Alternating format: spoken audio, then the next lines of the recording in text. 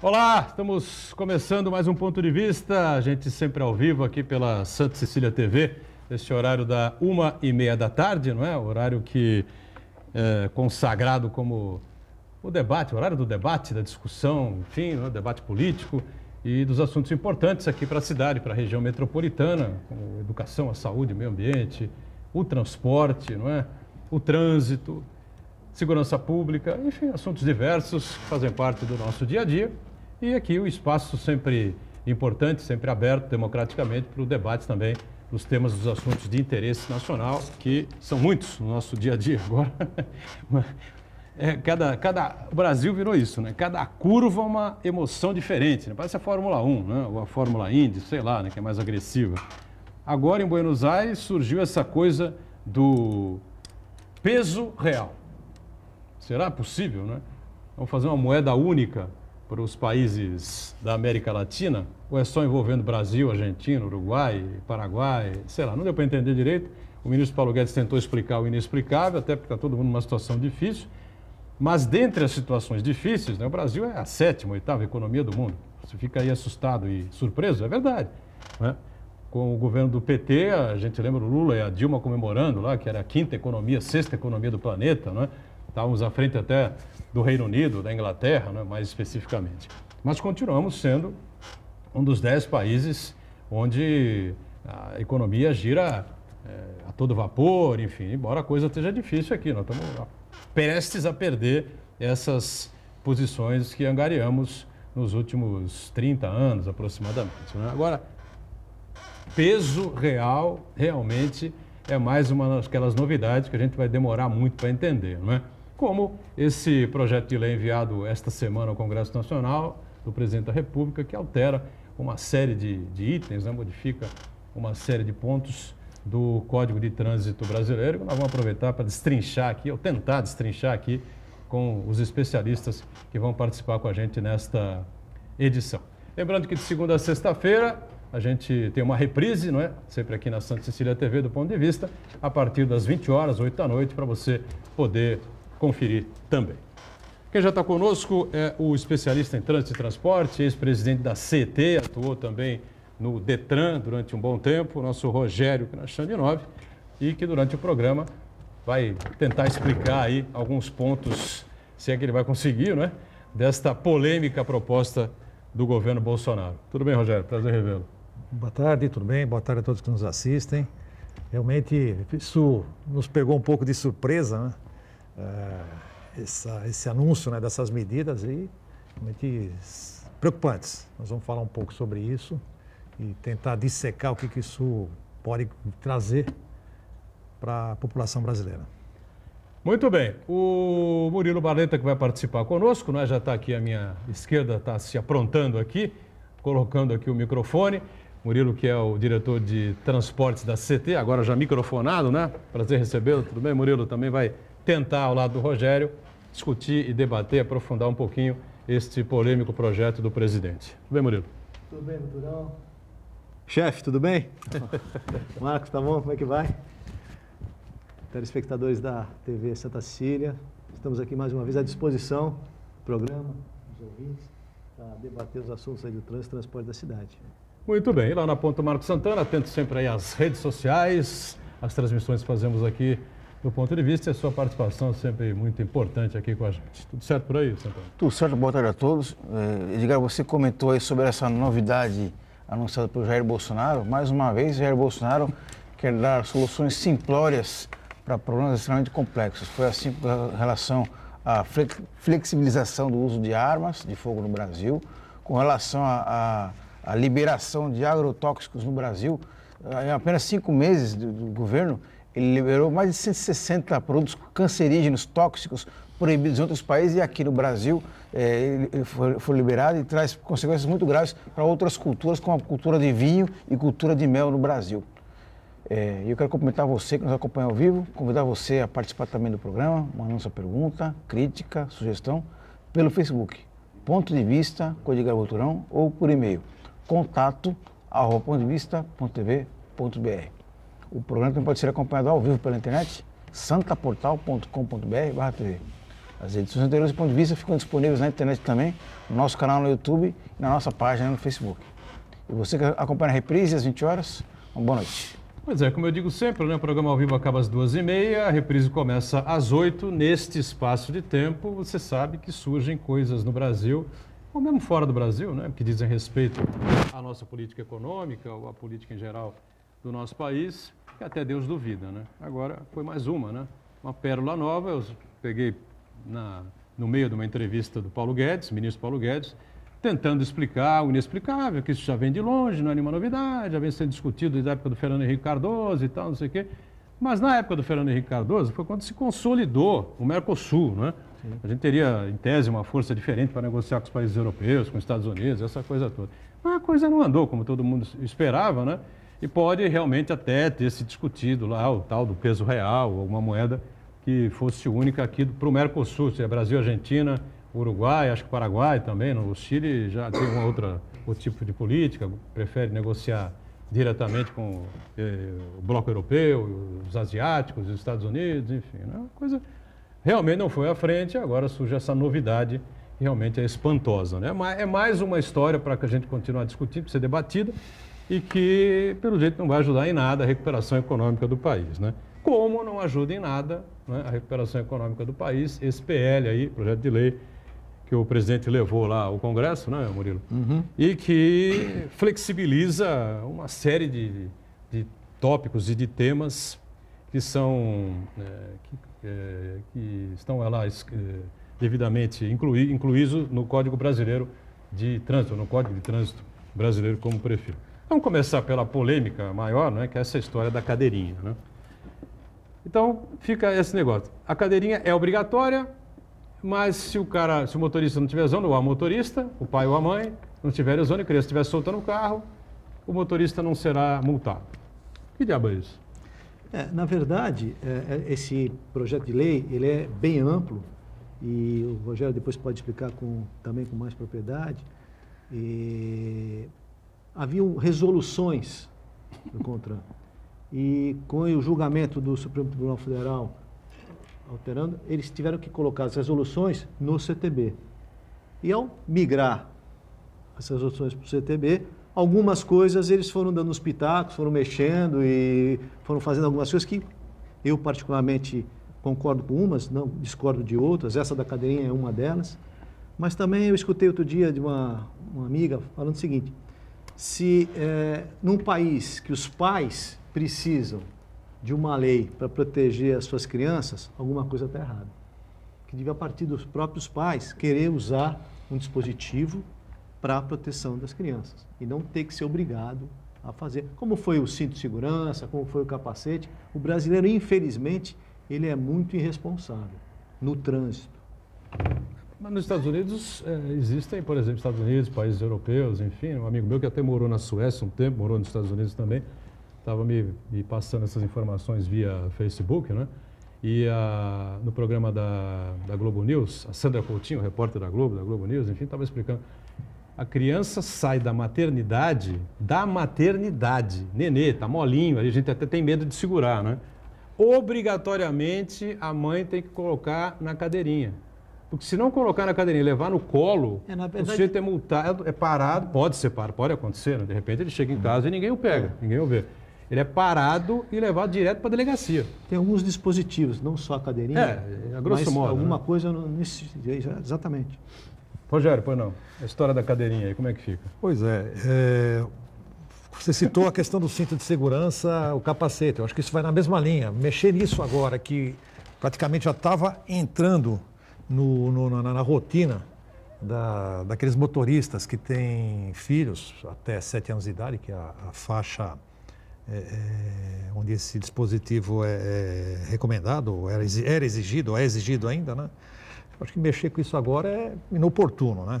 Mas, de qualquer maneira, talvez a gente até tentar entender qual que é a motivação disso, né? Eu vi uma entrevista do presidente dizendo, ele tem batido muito nisso, com questão tal da indústria da multa, né? E não só para isso, mas para outras medidas que ele vem tomando, como os radares, por exemplo, né? e que ele citou, falou que a fiscalização desse tipo de equipamento é feito só na porta das escolas, o que não é verdade, né? Mas ele é feito, sim, prioritariamente na porta das escolas. Por quê? Fica mais fácil para um órgão de trânsito, para quem estiver fiscalizando, para o agente de trânsito, perceber e fazer aquela fiscalização, que é parte da educação. A fiscalização, ela faz parte da educação, sim. Ninguém gosta de ser fiscalizado, todo mundo fica chateado, para dizer o mínimo, né, quando recebe uma multa. Né? Mas, para o órgão de trânsito, para ele passar a mensagem, a porta da escola é o local mais adequado, onde você tem a concentração das crianças sendo transportadas e muitas delas de forma irregular. Então é ali que, primeiro, você orienta os pais. Então, isso aconteceu aqui na CT em Santos, eu lembro muito bem disso, quando o uso do dispositivo passou a ser obrigatório. Foi feita uma campanha muito grande na porta das escolas. Por quê? Porque na porta das escolas, ou nas escolas e nas maternidades também, nas clínicas, nas creches, nas clínicas que são voltadas nas clínicas pediatras, né, para o uso do dispositivo. E uma vez feita a educação nesse ambiente, depois passou a se fiscalizar se a ação educativa deu resultado. Então, um dos motivadores para o presidente ou para o governo federal propor essa modificação foi justamente isso. Deixa de ser uma infração sujeita à multa, vai ser sujeita à advertência e conta os pontos na carteira. Pelo que a gente Só não tem viu, multa, conta os pontos. Sim, mas pelo que a gente viu no projeto, isso não está claro dessa maneira. Não, não. tá claro. O que o Rogério falou tem razão, porque continua valendo as mesmas regras, ou seja, até 7 anos e meio, banco de trás com o dispositivo, de 7 anos e meio a 10 anos, banco de trás com cinto de segurança, e mais de 10 pode ir na frente ou atrás com o cinto. O que mudou, e que eu acho e concordo com o Rogério que está errado, a penalidade, que antes era uma multa gravíssima, ela passa a ser apenas de advertência por escrito. Então, vai depender da consciência. Mas conta de cada pontos, né, pai. na carteira? Mas o projeto não deixa isso claro. Ah, tá. Não está ainda muito claro. Hoje conta. Hoje conta. Hoje é gravíssima. É gravíssimo. Gravíssimo. Quantos pontos é? 7? 7 pontos. 7 pontos. Bom, você falou do cinto de segurança. O cinto de segurança também sofre alguma alteração? Não, mas eu digo, a exemplo do cinto de segurança, do segurança. capacete, ou seja, que Capacete para motociclistas. para motociclistas, exatamente, passou a ser exigido, depois cobrado e multado, com aplicação de multa, e hoje ele está incorporado no dia a dia do motorista, né, ou do motociclista. A cadeirinha também já vinha nesse caminho, já vinha nessa toada. Bom, os dois discordam desse aspecto? Você... Eu acho que deveria continuar como multa, não como advertência. Deixar como estava, enfim, né? Você também acha isso, né? Talvez de gravíssima para grave, você pode até pensar numa graduação. Eu acho que depois a gente podia falar um pouco sobre essa coisa aí, das pontuações, enfim, né? Se não tem alguns exageros para um lado, demais aqui, ali, enfim, né? Mas acho que ficou bem claro aqui que ambos discordam dessa história da cadeirinha, que eu acho que é um bode na sala, né? O Congresso vai derrubar isso e mais para frente, nos debates que vão, sei lá quando é que vai ser debatido isso, discutido isso, né, no Congresso, que está lá a reforma da Previdência. Tem algumas alterações que estão nesse nesse projeto de lei que estão no Congresso ou estão no Senado há mais de 15, 20 anos e não foram tocados para frente. O que preocupa tudo nisso, Edgar, é que isso, não sei quem preparou esse projeto, mas certamente as entidades que cuidam da segurança do trânsito, o próprio CONTRAN, que é o Conselho Nacional de Trânsito, que é ligado ao governo, na época era o Ministério das Cidades, hoje não sei se está no Ministério da Justiça, no Infraestrutura, que se não me engano está na Infraestrutura, não foi consultado sobre isso, né? Então, existem aí estatísticas, você ouve a Abramet, por exemplo, a Associação Brasileira de Medicina de Tráfego, né? Que reúne os médicos que são especialistas em medicina de tráfego, todos eles são frontalmente contra, não só essa, como as outras medidas, né? E dão números para isso, né? Não falamos em coisas pequenas, não. A gente está falando em mais de 40 mil óbitos por ano no Brasil, vítimas de acidente de trânsito. a gente fala de mais de 160 mil feridos incapacitados, não só que se machucaram, mas ficaram incapacitados temporariamente ou permanentemente para o trabalho. Então, tudo isso tem um custo, além da questão, vamos dizer assim, humanitária, ficou machucado, morreu, deixou a família numa má situação. Tá? Isso mantém um custo para a sociedade, isso, que é estimado aí em torno de 50 bilhões de reais por ano. Né? Então, é um negócio que preocupa e a forma como esse projeto foi levado ao Congresso, sem uma discussão com as entidades que cuidam disso, onde eles poderiam contribuir e mostrar com números quais são as prováveis consequências disso, isso não ocorreu. Diga, Santana. Edgar, o que me preocupa nessa questão das mudanças que o presidente propõe é a motivação que o leva a fazer isso daí, né? Pessoalmente, ele foi ao Congresso levar essa matéria para ser apreciada pelo Poder Legislativo, mas o que parece que motiva é a impressão pessoal que ele tem, né? O problema pessoal dele, que ele e os filhos dele foram muito multados aí, então ele ficou indignado, ninguém gosta de tomar multa, né? Mas ele é o chefe supremo da nação e ele tem uma responsabilidade social muito grande, né? Porque o aumento de vítimas no trânsito vai implicar diretamente no drama pessoal das famílias das vítimas, né? As pessoas que vão morrer, vão ter sequelas muito graves, pessoas que vão ficar incapacitadas para o trabalho e também sobrecarregar os serviços públicos de saúde, serviços de reabilitação de pessoas, fisioterapia e assim por diante. E parece que Jair Bolsonaro não tem a noção dessa amplitude toda. Parece que ele está ali legislando em causa própria para ele quebrar uma multinha, né? Então a gente espera muito mais de um chefe de uma nação do que esse tipo de comportamento. Bom, ele falou no discurso, Murilo, exemplo, né? ele falou no discurso, o Murilo e o Rogério, da indústria de multas que existe no Brasil. Tem indústria de multas? Não existe indústria de multas. O que existe são motoristas que reiteradamente tomam multas mais de uma vez, 2, 3, 4, 5.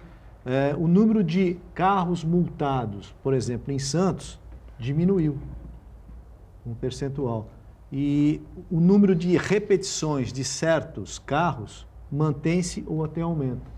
Então, é só você não cometer infração, você não vai ser multado. Quer dizer, infratores contumazes, seria isso, né? Exatamente. Esse é o nome, infrator contumaz. Eu não sei se vocês têm um levantamento recente, eu lembro quando eu estava na CT, a gente até acompanhava isso, e você vê que é uma fração mínima de condutores que receberam uma multa, menor ainda, que recebeu 2, que recebeu até 5. Exatamente. Ou seja, o número vai diminuindo, mas são sempre os mesmos. Né? Se não me engano, Rogério, mais de 50% dos motoristas não tomaram nenhuma multa no ano.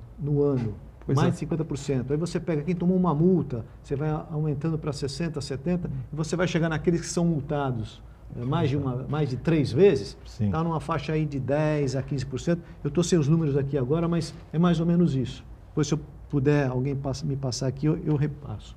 Com relação aqui à cidade, a CT, enfim, eu concordo plenamente com o que está sendo dito aqui pelo Murilo e pelo Rogério. Agora tem essas multas de estrada, que eu vou te falar uma coisa, esses radares de estrada, eles são cruéis, viu? Aí aparece lá, não, velocidade monitorada, não sei o que e tal, aí você reduz, não sei o que, de repente não tem como, chega uma multa em casa. Não, tá lá a foto do carro, eu estava a 112,5 por hora e tal. Só para dar o dado, no ano passado, 2018, 65% dos motoristas de Santos não receberam nenhuma infração. Então ficou... 65%, nenhuma. 45% são os mesmos. 35% são os mesmos. 35% receberam. Pode ser que tenha. Seja a primeira multa dele. Segunda. Não, eu em Santos não sou multado. Há muito tempo que eu não tomo uma multa em Santos. Agora, pelas nossas rodovias é uma coisa inacreditável, viu? Você que eu estou no Detran, Rogério, você tem o dedo nisso aí, viu? Não, o Detran não, quem cuida de multa em estrada é a DR. É a DR, né? DR, né? Muito bem. Aproveitar e fazer o primeiro intervalo, a gente volta já. Já tem uma situação muito comentada aí recentemente aí pela mídia em cima desse PL, projeto de lei do Bolsonaro, que é a não necessidade mais dos exames toxicológicos, né? Eu queria saber como é que a gente vai seguir em frente a isso, na minha opinião, é direcionado aos caminhoneiros, né? Vamos para o rápido intervalo, voltamos já já. Muito bem, de volta à sequência aqui do nosso ponto de vista. Murilo Barleta conosco aqui à minha esquerda, diretor de transportes da CT, Companhia de Engenharia de Tráfego de Santos. Rogério Cancharinov, que é um especialista em trânsito e transporte, foi presidente da CT, atua no Detran por um bom tempo. E o nosso Marco Santana lá na ponta, acompanhando aí as informações sobre o que acontece pelas redes sociais, pela internet, enfim. Eu deixei pendurado aí para esse início de segundo bloco essa questão do fim da exigência, né, de exame toxicológico aos motoristas. E aí, Rogério, o que você avalia? O exame toxicológico ele foi criado, ele primeiro, ainda hoje é obrigatório para as categorias profissionais, né? Então, Profissionais, né? Profissionais. Caminhoneiros, então, ônibus. motorista de ônibus, motorista de caminhão, né? Categoria C, D e E, né?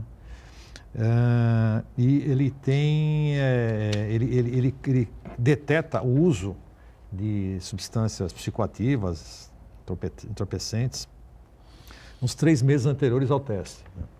Então, se o motorista eventualmente consumiu teve algum consumo, isso vai ser detetado e ele não vai estar proibido de renovar ou de fazer a adição de categoria da sua carteira de habilitação. Vamos dizer assim, eu até entendo, né, essa motivação, né, de rever isso, porque o fato do motorista não ter consumido nos últimos 3 meses não garante que a partir de então ele não vai estar consumindo, não vai tomar um rebite, por exemplo, que é uma coisa muito comum que a gente sabe, os motoristas têm que virar jornadas, né? Tudo para evitar o sono, né? Exatamente. E que ele, sabe, por conta disso ele vai consumir anfetaminas e outras coisas e não vai ter esse consumo detetado, né? Mas eu acho que daí a abolir simplesmente a necessidade do teste, eu acho que é temerário. Isso que o que precisamos sim é ter uma maneira de detetar, assim como você tem o etilômetro hoje, que você deteta no momento da abordagem que o condutor fez uso do álcool, né? E já existe no mundo equipamentos que fazem isso também para drogas. Então, acho que o que tem que se desenvolver é esse lado, é como detetar isso. Porque vocês devem ter recebido já pelas redes sociais vídeos de que o cara está dirigindo um caminhão totalmente drogado, maluco e, sabe, fazendo ultrapassagem, carros com famílias, ônibus cheio de pessoas, escolares. E porque pode dar esse efeito aí, né? Exatamente. Dependendo do que o cara tomar, que o cidadão tomar, pode dar esse efeito. Exatamente. Aí o cara toma alguma coisa para não dormir, é só para ficar acordado. Mas ao contrário de só ficar acordado, o cara fica excitado, alucinado, né? Exato. Mais uma vez, eu acho que isso deveria ter sido discutido com as entidades, com a Abramet. Eu desconheço a estatística de qual é o índice de reprovação em exames toxicológicos, né? Mas deve existir um número já, porque isso já vem aí de 2, 3 anos, essa obrigatoriedade, né? Uns números que poderiam indicar se isso tem sido eficaz, se realmente tem sido detetada o consumo, né, o prévio nos últimos 3 meses de drogas por candidatos ou motoristas que já são profissionais. Ou seja, o ideal é você melhorar, né, a forma de realizar esse exame. Extinguir, não é? Propriamente dito, tem um risco gigantesco, né? Desculpa, doutor, na verdade, ia se pensar em ampliar, né, esse teste aí até para outros motoristas aí. E para outras substâncias, pessoal, que o Rogério citou. Porque a gente sempre quem defende essas isenções, esses perdões, né, esse jeitinho, fica pensando no ponto de vista do motorista, né, para ele não tomar multa. E esquece do lado das vítimas do trânsito, né? O trânsito no Brasil mata mais do que muitas guerras por aí, né? Então isso que tem que levar em consideração, né? Não, mata mais do que todas as guerras. Que eu escutei numa grande emissora de rádio, alcance nacional, que estavam fazendo esse debate nessa semana, e um dos comentaristas, na minha opinião totalmente equivocado, estava defendendo essas alterações que o Rádio Bandeirantes? presidente estava mandando. Cláudio Humberto? Eu não lembro qual deles. Cláudio Humberto. Não, acho que era do programa da manhã. Eram 3 comentários, eu não lembro qual deles, eu quero comentar. De manhã e à noite. Mas dizendo, poxa, vocês têm um monte de lei, nós temos um monte de leis aqui e morrem 40 mil. E o outro comentarista falou, puxa, mas morriam 70. Se nós conseguimos diminuir para 40 é porque existem essas travas, é uma essas razão, leis. então, é uma razão para estão continuar. funcionando, né? Então o cara estava totalmente equivocado. A gente ainda tem um número alto de mortes, mas com essas medidas vem diminuindo sim, ano a ano. O problema é o seguinte, né? O caminhoneiro precisa viver, sobreviver. Claro. Momento de dificuldade, momento de crise, né? Toda a carga é importante. O cara precisa sair do norte para chegar no sul no dia seguinte, tem que virar a madrugada e tal, e precisa ficar acordado 48 horas. Então tem que usar alguma coisa, mas o problema é esse, né? O cara usa para ficar acordado, que beleza, né? Deu ali no ponto certo, virou a madrugada, deu tudo bem, chegou, entregou a carga, não aconteceu problema nenhum. Aí o cara passa do ponto, fica excitado, alucinado, maluco na estrada, vai morrer com certeza e o pior, né? Vai levar outras pessoas com ele, né? Mas, evidentemente, só para a gente amarrar esse tema, tem um direcionamento óbvio aos caminhoneiros, né? Sem dúvida. Parece que Também o presidente acho. da República morre de medo que os caminhoneiros promovam aí uma outra greve nacional por conta da dificuldade econômica, não é? Do preço dos combustíveis, embora tenha tido uma queda aí agora nos valores que são colocados aí pela Petrobras, enfim, mas a dificuldade ainda é muito grande, o pessoal ainda está com muitos problemas. O engraçado é que quando diminui o preço da gasolina, demora muito para chegar na bomba e quase sempre não chega com o mesmo percentual. A partir do momento que você aumenta, ela chega segundos depois curioso, né? do anúncio. Realmente é curioso. Vamos trazer aqui o Zé Camargo Hernandes para explicar isso direitinho. Tem alguém conosco aí? O Uriel Vilas Boas acompanha a gente e ele pergunta aqui para o Barleta, as organizações de trânsito dos mais de 5 mil municípios brasileiros avaliam como impedir a aprovação dessa barbaridade no Congresso? Olha, eu não posso falar como deputado, gestor ou como Detran ou como CET, eu posso falar pelo Murilo, o que eu acho. É um assunto para debate, mas esse tema ainda vai passar pelas várias comissões da Câmara, tem comissão de trânsito e transporte, que não foi ouvido, na verdade, pelo que o Rogério me falou, não foi ouvido ninguém. Então, acho que esse é um debate e algumas dessas legislações têm alguma coisa já proposta há mais de 20 anos e não foi tocada para frente. Então, não sei se isso aí vai ser rápido ou se vai demandar muito tempo. De uma maneira geral, primeiro, boa tarde para o Uriel, né? Já foi companheiro de bancada aqui na última passagem minha. É verdade. E a gente tem reparado assim, que as entidades, a Abramet, a NTP, aquela que congrega os prefeitos, que é a Frente Nacional dos Prefeitos, todos eles têm se posicionado. Então, eu acho que isso, de certa forma, dá um peso, né, para essa luta, né, para poder reverter essas medidas, né, ou pelo menos dar um peso diferente nessa discussão, né? Então, a área de trânsito, de uma maneira geral, está mobilizada nos seus diferentes segmentos para pressionar tanto o Congresso, tanto através dos seus deputados, né? Eu tenho a impressão que o presidente tinha alguns compromissos de campanha, então ele está se livrando, dizendo para todo mundo, olha, eu fiz a minha parte, classe média, ou caminhoneiro, sei lá qual é a categoria que ele quer atingir, está aqui, ó, agora está na mão do Congresso. A minha parte eu fiz. Pressiona eles lá e tal. Mais ou menos por aí. Vamos tocar a bola. Bom, na sequência, tem outra situação bastante polêmica. O cidadão, para ter a carta suspensa, é preciso que tenha uma série de multas e a pontuação bata 20 pontos. De 20 pontos já suspende, né? É isso? 21. Hoje, 21. Pode até ter 20, a partir de... Pode chegar a 20. A partir de 20. Então, 21 pontos em 12 meses, não é isso? Sim. De abril a março. No período 12 meses. No período 12 meses. Pode ser de junho a maio, enfim, né? E bateu os 21 pontos, passou dos 20 pontos, a carteira automaticamente está suspensa. Bolsonaro, nesse projeto de lei... Não é automático, né? Aqui no Brasil você tem 3 instâncias, se bem que a primeira não se considera, mas você pode recorrer. Recorrer. Para o próprio Detran, você pode recorrer para a Jari e você pode recorrer para o CETRAN, Conselho Estadual de Trânsito. Então, não é nem automático, quer dizer, a pessoa tem a possibilidade de recurso. Perdendo os recursos, está lá os 21 pontos, carteira fica suspensa. O presidente, nesse projeto de lei, propõe que esse número suba de 20 para 40 pontos. você acha, Murilo? Olha, quem chegou nesse número? Sei lá. Podia Só chegar Deus sabe. 20 para 30, 20 para 40. Eu acho que tem algumas penalidades, algumas infrações que poderiam ser melhor avaliadas. Então, você pega uma pessoa do interior que vai para São Paulo, ele não sabe que tem zona de restrição, ele pode não saber que tem o rodízio, e aí ele toma uma ou duas multas num final de semana, que vai perder a carta por uma multa do estacionamento num lugar proibido. Eu acho que esse tipo de infração deveria ter um peso menor ao se fazer o cálculo dos pontos. Isso é que eu entendo. Mas, sujeito à discussão... Não, sem dúvida. Não, eu acho que é um debate, nesse aspecto, né? Até acho que serve para debate, para discussão, para a gente aprofundar alguns temas, como, por exemplo, esse.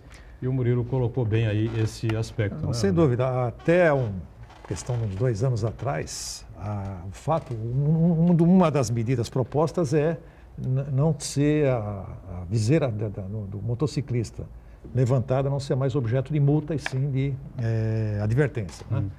Há uns 2, 3 anos atrás, o simples fato do motociclista ser flagrado com a viseira levantada, aquilo já suspendia, era gravíssima e já era motivo de suspensão. Ou seja, ele teria que responder a um processo de suspensão da sua CNH por conta de uma viseira levantada. Era um exagero, por óbvio que era um exagero. Então, ele foi diminuído. Hoje ele é uma infração grave, se não me engano. Acho que é média, se não me Média, engano. Se não me engano, não tenho certeza. Foi, bom, ela foi bem aliviada, não? Mas continua sendo uma infração e sujeita a multa. Então, essa questão de advertência, existem as regras para transformar uma multa em advertência. As regras estão lá, estão claras. Né? Agora, você transformar multas, infrações ou atitudes, né, em simplesmente num puxão de orelha, isso só vai incentivar o aumento da violência no trânsito. Diga, Santana. Eu acho que mais uma vez também, pegando ainda esse gancho que o Rogério estava falando, dentro dessa pontuação, tem um artigo lá, acho que se não me engano, 261, que fala sobre o curso preventivo para o motorista profissional. Então, se ele está chegando nos 14 pontos, antes de chegar nos 20, ele pode fazer um curso e zerar a pontuação dele. Então, isso aí também está passando de 14 para 30. Então, a partir de 30 é que o cara vai poder fazer o curso. Pois é, então, já se criou uma válvula de escape e só vale para motorista profissional. Só profissional. Já tinha se criado uma válvula de escape para esse caso. O motorista profissional, ele está, obviamente, mais tempo na estrada e ele está mais sujeito, né? E se perder a carteira de motorista, perde a carteira de trabalho. Exato. Relógio. Exatamente. Então, se criou esse dispositivo que, atingir 14 pontos, ele poderia requerer do órgão estadual de trânsito, do DETRAN do seu estado, para fazer um curso de reciclagem. Feito esse curso, feita a prova, aprovado na prova, ele teria Zerado, sua pontuação zerada e continuaria a vida. Então, isso já existe. O que está se criando está se afrouxando mais ainda essas medidas, mudando de 14 para 30 pontos. Por exemplo, eu vi muito aí esses dias a seguinte questão.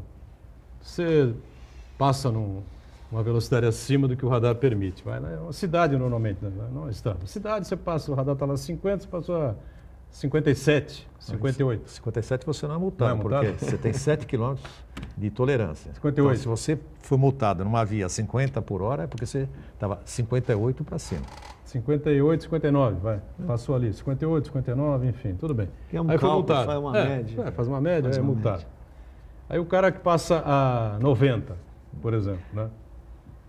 Ele recebe a mesma multa, a mesma pontuação? Você tem três graduações. Você tem até 20%, de 20 a 50 e acima de 50. Então, são 3 enquadramentos diferentes. E pontuações também diferentes. Ah, tá. Bom, é o mínimo que se podia E acima de esperar, 50 né? é uma infração que já leva você a responder a um processo de suspensão da CNH. Ela é autossuspensiva, né? Que a gente chama. Por excesso de velocidade. Por excesso de velocidade. Ela é autossuspensiva. Diga, Santana, pois não. Eu acho que preocupante quando aumenta o número de pontos para caçar a carteira, porque muitas infrações gravíssimas vão acabar sendo meio que toleradas, né? Principalmente com relação ao limite de velocidade, né? E isso daí, eu vou insistir, a gente não pode perder de vista de que o trânsito no Brasil, ele provoca muitas vítimas, vítimas fatais, vítimas que são incapacitadas para o trabalho, pessoas que deixam de ter o convívio familiar, de amigos, provoca danos irreparáveis ao Brasil, né? Então, se eu tenho que ter apenas esse viés de vamos economizar, deixar de pagar multa, o Brasil, de um modo geral, vai ter uma perda muito grande com essas mudanças. Bom, com relação a outro problema sério, furar o semáforo, né? Esse é outro que me parece é gravíssimo também, né? Bom, e aí a pontuação vai lá em cima. Também. Agora, ela é perigosa. O avanço do sinal vermelho é uma infração muito perigosa, aí é talvez uma das principais causas de acidente na região urbana, né? Dentro das cidades, né? No caso de estrada já é mais ultrapassagem, que eu acho que é o principal fator. Estrada é excesso, ultrapassagem, né? E isso, infelizmente, né? E a gente repara bem nas cidades, infelizmente também para motociclistas, né? Então é típico, você para num semáforo, aí encosta o motociclista do teu lado, ele olha para um lado, ele olha para o outro e vai embora. Né? Você não está sendo fiscalizado, né? E vai embora, né? Então essa é uma... Passa o sinal vermelho. Exato. Agora, isso não é uma coisa que está sendo, por enquanto, né, alterada. Agora, tão grave quanto avanço do sinal vermelho, e é o mesmo enquadramento, praticamente o mesmo enquadramento, mas com o mesmo efeito, é não parar no cruzamento sinalizado. Então, você tem um cruzamento, está lá, pare, a preferencial não é sua. Aí você vem e vai embora. Você, quando muito, dá uma olhadinha e vai. Isso, se você faz isso, por exemplo, nos Estados Unidos, ou um país aí, Londres, Madrid, então você na hora é parado e multado, em alguns casos, ser levado à presença de um juiz. A placa pare tem o mesmo efeito de um semáforo vermelho. Você tem que parar. Pare é pare. Obrigatório. Exato. Claro. Quando você tirou sua habilitação, foi lá, fez seu curso, foi fazer seu exame. Se você chegasse numa placa pare, num cruzamento e não parasse, imobilizasse o veículo, você era reprovado.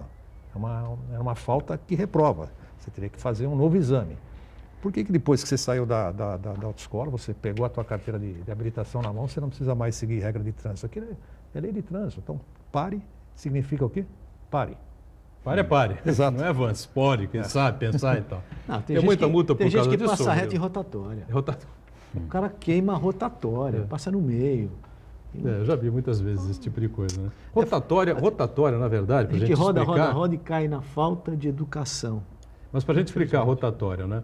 A rotatória é preferencial de quem entrar primeiro nela. Quem já está na rotatória. Agora venho chegando eu e um outro aqui. Como é que faz? Ele vem por aqui, eu venho por aqui. Tem os dois parados. Um vai chegar antes. Porque você não cruza assim. Você vai cruzar ou aqui ou ali. Então, um já está na rotatória.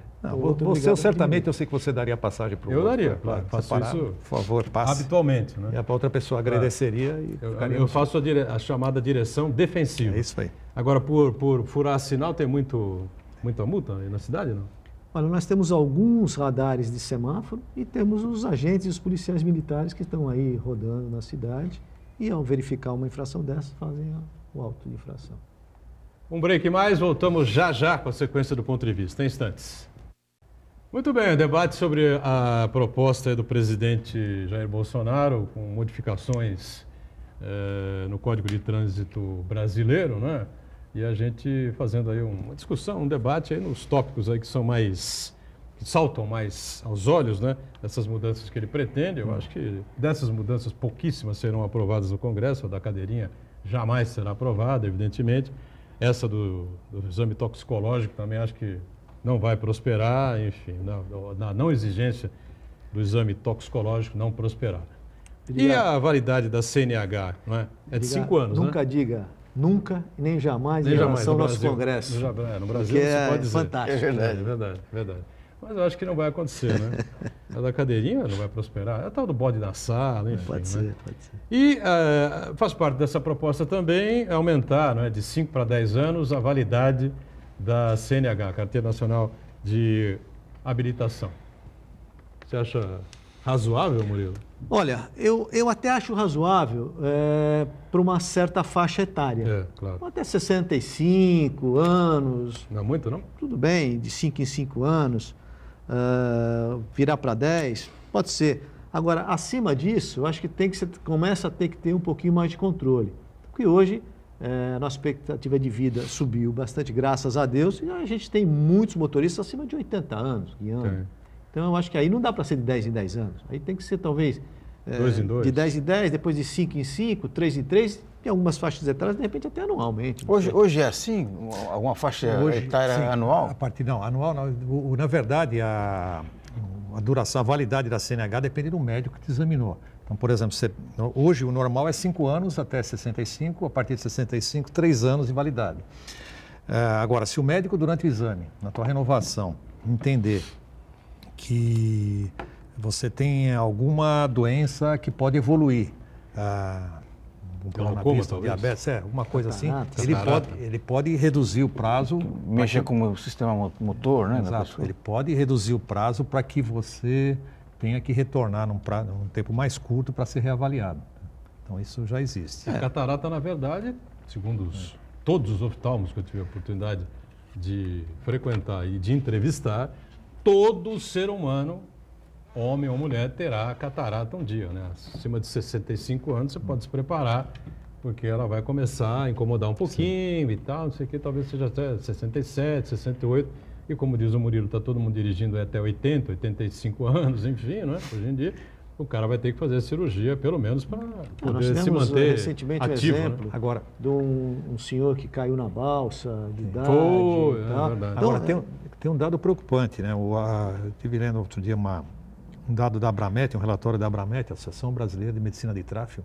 e mais uma vez, a Abramet também não foi nem consultada Não. nisso aí. Eles têm um estudo que mostra que 12% das mortes que ocorreram, dos óbitos que ocorreram em acidente de trânsito, o óbito não foi causado pelo acidente em si. A pessoa teve um mal súbito, alguma coisa, ou era hipertenso, ou diabético, ou tinha algum problema de acuidade visual, ou seja, não foi um problema externo que causou o acidente, mas ele mesmo por condições físicas. Então, a partir do momento que você está dobrando o prazo, você está potencializando isso. E hoje isso já é com 12%, isso certamente não é linear, que vai aumentar para 24%, mas certamente também tende a aumentar. Eu acho que na linha aqui que você falou agora há pouco, acho que tudo isso, essas medidas, na verdade, elas certamente, né, para quem milita nessa área de trânsito, o Murilo talvez pensa da mesma maneira, isso vai fazer aumentar o número de acidentes. Aumentando o número de acidentes, aumenta o número de vítimas fatais Aleijados, paraplégicos, incapacitados, de uma maneira geral, exatamente. Mesmo que momentaneamente, né? Exatamente. Isso vai incapacitado temporário ou definitivamente, né? Vai aumentar custo do SUS. Tá? Sim, os custos indiretos. Porque os custos para essas pessoas serem socorridas, ambulatoriais e depois de recuperação, fisioterapia e tudo mais, e vai aumentar custo previdenciário. Quer dizer, no momento que o país está falando, que está lá no Congresso se discutindo uma reforma da Previdência para se economizar R$1 trilhão, está se tomando uma medida do outro lado, o que vai fazer é aumentar esse custo previdenciário, porque essas pessoas que ficam incapacitadas, primeiro, que morreram, eles recebem um valor lá, um seguro, a viúva, a família acaba recebendo pensão. Os incapacitados, se for definitivamente, vão receber também o seu auxílio, se for temporariamente, vão estar recebendo também um valor. Ou seja, tudo isso tende a aumentar os custos, tanto para a recuperação das pessoas, como custo previdenciário de mais longo prazo. Então, tudo isso está numa contramão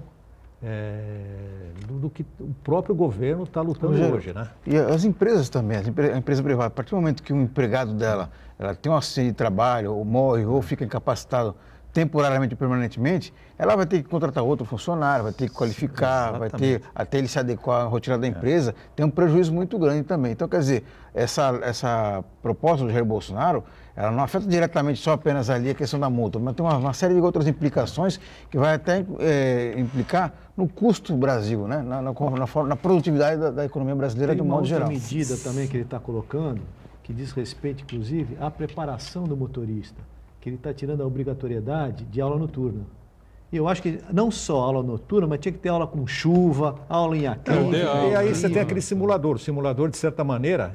Mas principalmente o cara de moto. Não, mas a aula noturna ela é obrigatória hoje. Mas tá querendo mudar, sabia? Sim, também. Está querendo revogar isso aí. Mas está nesse projeto aí? Tá. É nesse projeto também? Também. Agora, não tem mais aula noturna? A autoescola não pode mais funcionar à noite, então? Não. Hoje tem uma obrigatoriedade de você fazer um percurso à noite. Sim. Você tem um certo número de aulas que você tem que fazer à noite. Ficaria opcional. Exato. O cara tem problema à noite, vai com faculdade à noite, qualquer coisa, então o cara não precisa estar abrindo, só faz durante o dia. Tem um estudo do IPEA, já que você falou de custo, quanto custa isso para o Brasil, foi feito no começo dos anos 2000, 2004, 2005, ele foi atualizado agora em 2015. Os números foram atualizados monetariamente, né? Que levantou qual o custo do acidente no Brasil. O custo de um acidente com vítimas no Brasil hoje é R$ 261.689 atualizado. 261 mil. Um custo, um óbito, um custo de um acidente com óbito pula para 664 mil. Ou seja, um óbito, uma pessoa que morreu num acidente de trânsito, custa para a sociedade mais de 600 mil, quase 700 mil reais, né? Então multiplica isso por 41 mil e vê do que nós estamos falando, né? Esse IPEA, voltando então mais uma vez, o governo não consultou nem seus próprios órgãos, né? O IPEA é Instituto de Pesquisas Econômicas Aplicadas. É uma fundação ligada hoje ao Ministério da Economia. Então são técnicos, são economistas que fazem estudos e trabalham para o governo. Trabalham para o governo e municiam o governo com esses números para que as melhores decisões sejam tomadas, né? Só fazer uma leitura aqui rapidinha, não sei se, do final desse relatório, onde eu tirei esse dado, né? Observou-se também que nesse trabalho, quanto maior a gravidade do acidente, maiores os custos associados a ele, principalmente quando há vítimas fatais envolvidas, elevando substancialmente o custo final em função do componente perda de produção. Isso implica a necessidade de implementação de políticas públicas que visem reduzir tanto a quantidade total de acidentes de trânsito quanto a sua gravidade, como políticas de fiscalização e controle da velocidade e habilitação de condutores. Isso aqui é o governo dizendo que tem que ser feito. E o projeto que foi apresentado no Congresso está na contramão disso, do que o próprio governo disse que tem que ser feito. Mas aí foram governos comunistas, segundo o nosso presidente. O IPEA é um órgão que trabalha para um órgão de Estado e não de... Exatamente, de deveria ser encarado assim. Não né? de governo, mas, exatamente. Não foi nem consultado, né? Deve ter encarado pela corte como os comunistas né, do governo anterior. Diga, Santana. O Abel Neto, o Abelão, ele acompanha a gente aqui, ele traz uma informação.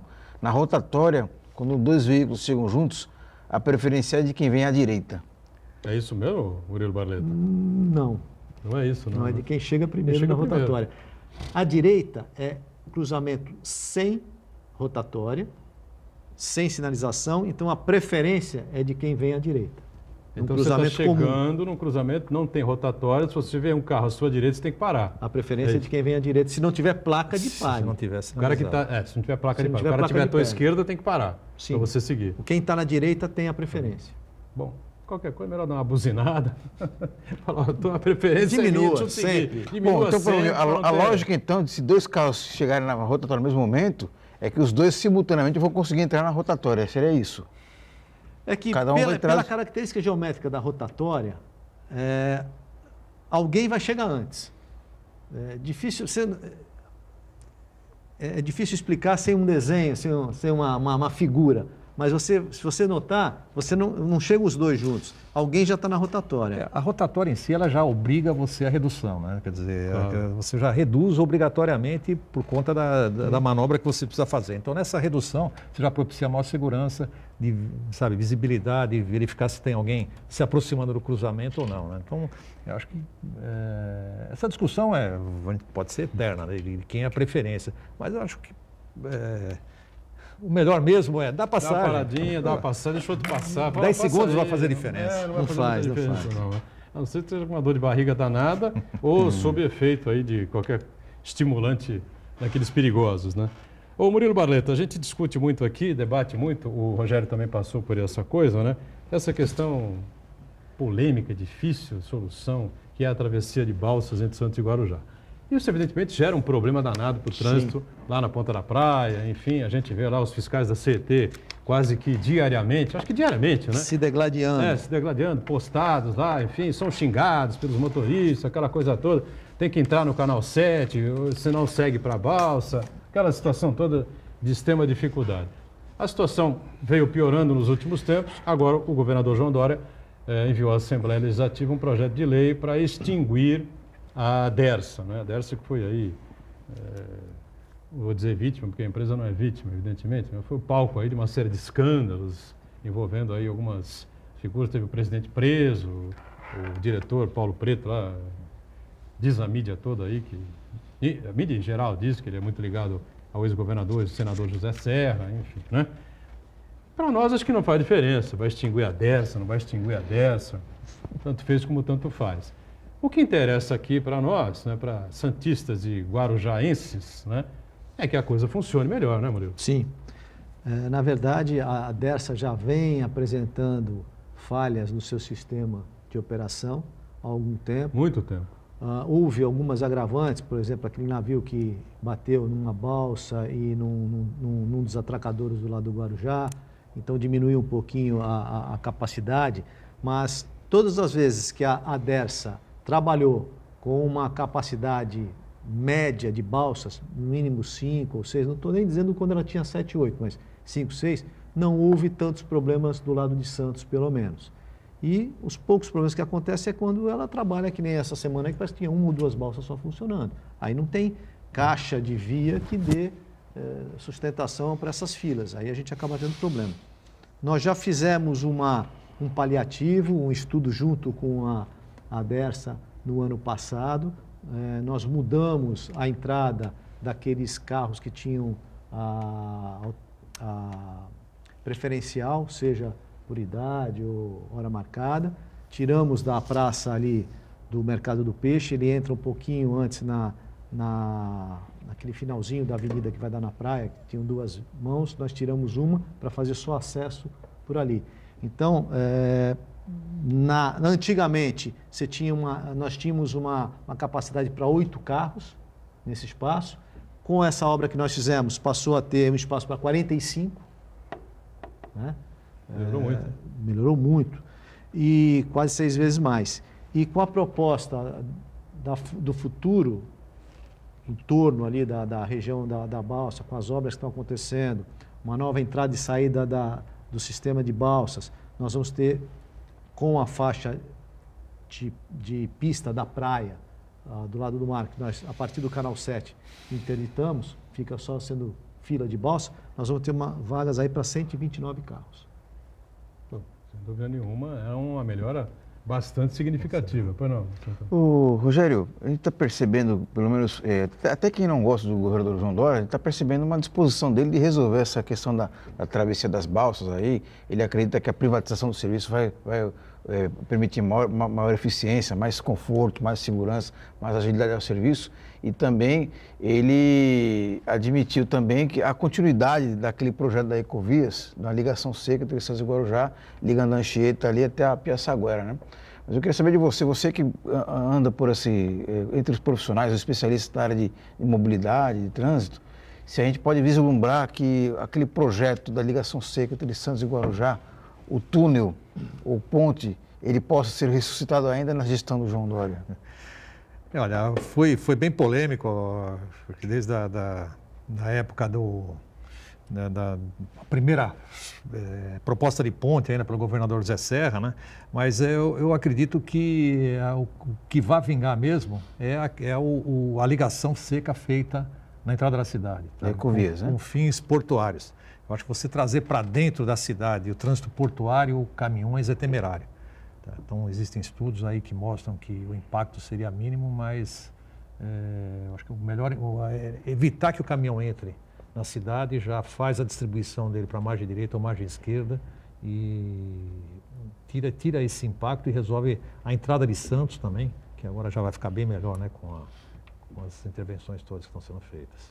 Agora, o que precisa ser explicado aí a santistas e guarujaenses é o que vai acontecer, né? Porque, eu estou falando, você extinguir a Dersa, não extinguir a Dersa, para nós aqui não faz diferença alguma. Não. O sistema é que precisa melhorar. Né? A gente sabe que é arcaico, é muito difícil, a movimentação de navios no porto tende a aumentar, a gente espera isso sempre, né? Com a melhora na economia, esperamos que a economia dê um salto a partir da reta final deste ano que vem, não sei se isso vai acontecer, esperamos todos que aconteça, né?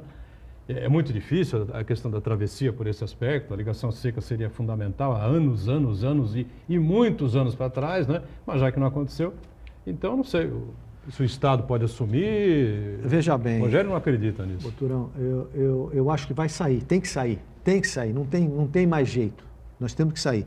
Só que essa ligação seca por ponte, ela encontra alguns obstáculos. Como, por exemplo, recentemente, eu li uma entrevista do presidente da Codesp dizendo que essa altura proposta de ponte limitaria a expansão do Porto de Santos para duas áreas que eles estão pretendendo expandir, mais para perto de Cubatão, Ilha dos Bagres, essas coisas todas. E, por outro lado, você fazer uma ponte mais alta, ela pode impactar o aeroporto de Guarujá, pela aproximação. Então, é complicado. Então, eu acho que, apesar de ser mais caro, a alternativa do túnel seria que teria menos impacto para todos nós. Mas que precisa ter a ligação seca, não tenha dúvida. Muito bem, estamos chegando ao finalzinho aqui, agradecendo ao Murilo Barleta, diretor de transportes da CT, ao Rogério Knachaninov, especialista em trânsito e transporte, agradecendo aos dois aqui pela participação. Marcos Santana está diariamente com a gente, e nós com você de segunda a sexta. Ponto de vista ao vivo, 1h30 da tarde, sempre aqui na Santa Cecília TV, com a reprise às 8 da noite. Obrigado, gente. Valeu.